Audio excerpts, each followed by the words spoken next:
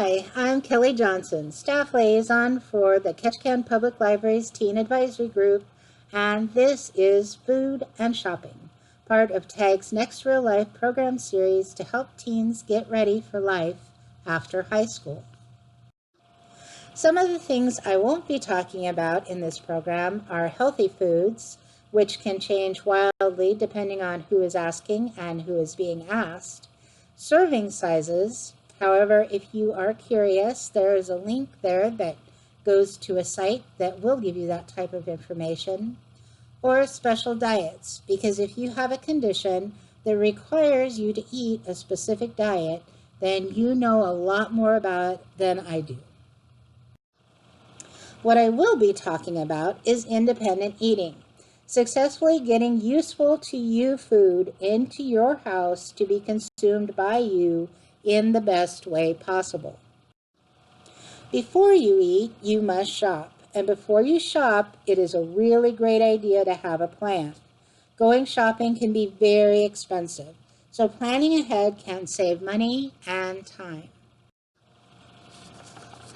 Figuring out easy meals you really enjoy is a fun step. Think of at least 8 to 10 quick, easy meals and write down what you need to make them. Everything you need. Remember, this is step 1. Something else you might think about are foods that can make several different meals. Meats like chicken and burger have lots of options, so you can change up your plan if you like. Tacos instead of burgers, salad instead of soup.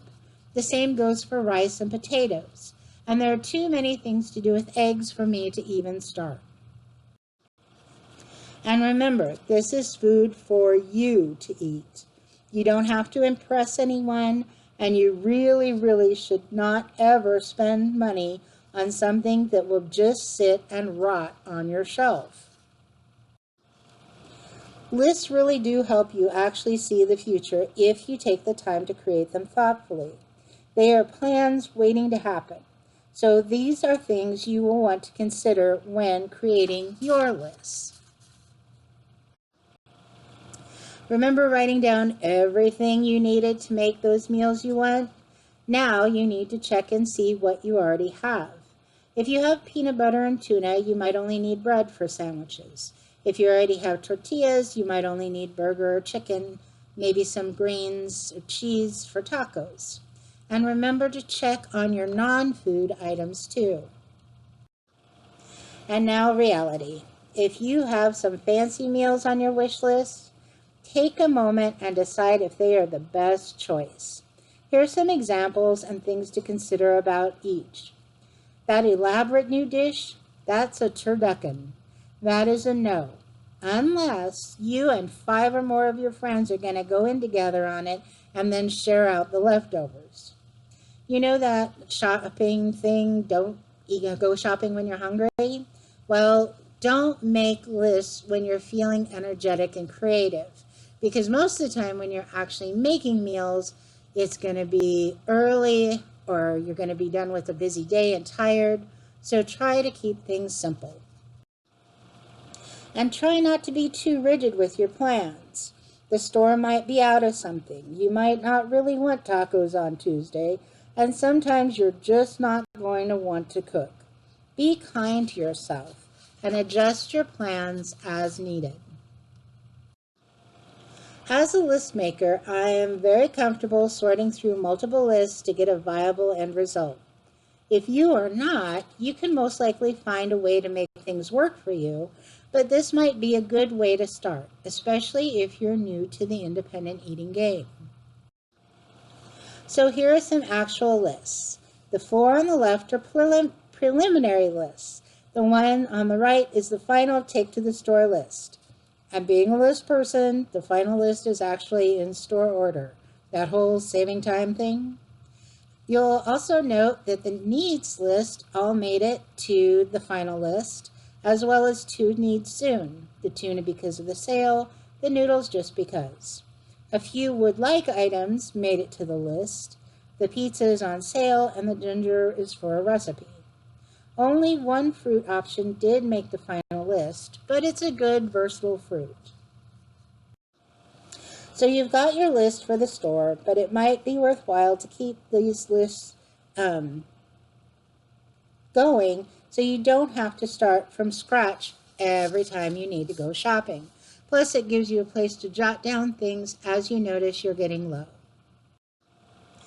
Now, if you're struggling a bit, being new at this or just struggling in general, you might want to consider all the resources that are available in your community.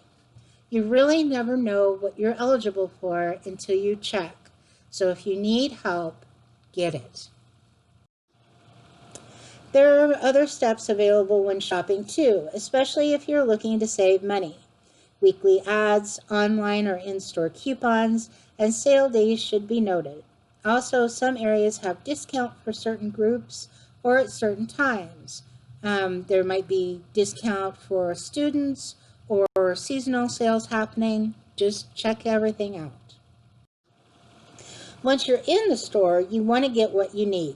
Wandering around can cost more than time when impulse buying happens. One way to think about it is if you're going to a bookstore and you want a graphic novel or a science fiction book or even a gardening guide, whatever you are looking for, you don't wander around in the history or travel section. It just is not going to get you what you need. So don't do it in the grocery store either. On a really tight budget, you might also consider things like a different, less expensive brand than you're used to, or buying a larger or smaller size, buying a bulk package, breaking it down at home, or even thinking about how you think. One example is bread. If you only really eat 1 or 2 sandwiches in a week, that doesn't use up a loaf before it starts to get a little green. So maybe buns or rolls would be a better option. And you can use them for other things like burgers or whatever too. And a whole uncooked chicken is a thing, but sometimes the next day rotisserie chickens in the deli are half the cost. So keep your eyes and your options open. You also want to be sure you're really getting a deal. A penny of the regular off of the regular price isn't really helping your budget. And having to buy a lot of something you really don't want a lot of isn't helpful either. Beware of asterisks too. Read the fine print carefully. It could actually be more expensive getting the deal than just buying what you need. While it usually is best to get what you need only, sometimes an in-store sale can be very worthwhile, especially if it's for an item that you can guarantee you will use. Since you have put time, money, and energy into getting all that stuff, it makes sense to keep the momentum going and put them away in the best way possible. Finding antique rice or way past its due date corn is never good. So keep track of what you have and use what you buy. If you do end up buying some items in bulk, be sure to go ahead and break them down into usable portions right away. Portioning not only makes sense, it makes things easier to use later, and it makes it much more likely you will use it later. A slice of cheese is much easier to grab when you're hungry than a brick, and prepped veggies are quick to make salads, bonus soup flavors, or just good snacking. Yeah, I doubt I'll ever achieve this, but I can be hopeful for you. And really, they should have broken that pineapple down. And not just the food stuff, but also your non-food items. Your future self will really appreciate you taking care of that stuff right away. Now, I don't know who might watch this in the future, but a word to my fellow Alaskans, a word you might be, or actually 2 words you might be familiar with, but just in case, and that's the Alaska fee. I'm sure Hawaii deals with this too, but I'm here. So when you're shopping, especially online, A lot of vendors are going to chuck an extra $10 more or less fee on just because you want it shipped here.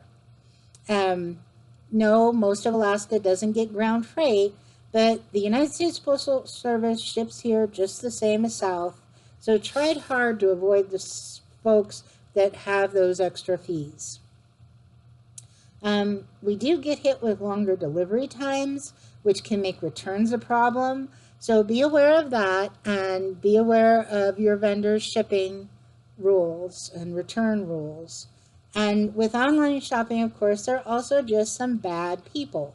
So check reviews and make sure the company is legit.